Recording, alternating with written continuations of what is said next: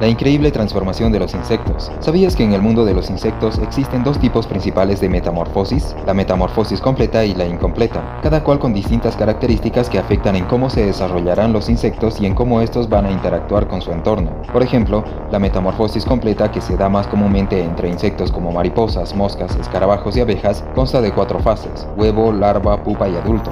Durante la etapa de pupa o capullo, el insecto experimenta una transformación interna total, reorganizando sus tejidos y órganos para adquirir la forma y capacidades de un adulto completo. O sea, en este tipo de metamorfosis el insecto se desarrolla por completo al interior del capullo hasta alcanzar la etapa de adultez, mientras que en la metamorfosis incompleta, que ocurre entre saltamontes, libélulas, cucarachas o arañas, el insecto pasa por solamente 3 fases: huevo, ninfa y adulto. En este proceso, a diferencia de la metamorfosis completa, no hay una fase de pupa. El insecto pasa directamente de la fase de huevo a la fase de ninfa, dando como resultado un pequeño insecto en versión miniatura que se asemeja en términos de forma y estructura a su etapa de adultez. Desde esta fase de ninfa hasta llegar a ser un adulto, el insecto crece y pasa por varias mudas de exoesqueleto hasta por fin alcanzar su forma final. La diferencia fundamental entre la metamorfosis completa e incompleta radica en la complejidad del proceso. La metamorfosis completa implica una transformación profunda en la pupa, donde el insecto cambia completamente en estructura y función. En cambio, la metamorfosis incompleta es más gradual, con el insecto joven pareciéndose cada vez más al adulto hasta llegar a su forma definitiva.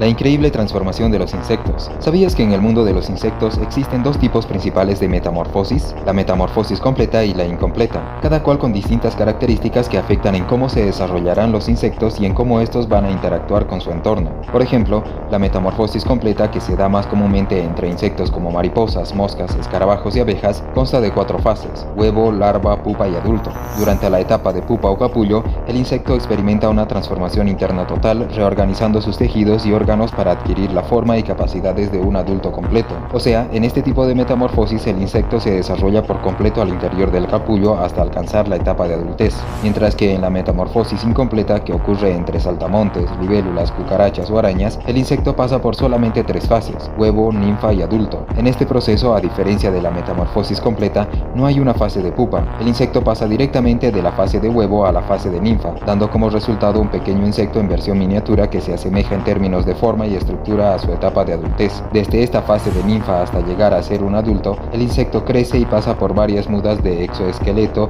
hasta por fin alcanzar su forma final. La diferencia fundamental entre la metamorfosis completa e incompleta radica en la complejidad del proceso. La metamorfosis completa implica una transformación profunda en la pupa, donde el insecto cambia completamente en estructura y función. En cambio, la metamorfosis incompleta es más gradual, con el insecto joven pareciéndose cada vez más al adulto hasta llegar a su forma definitiva.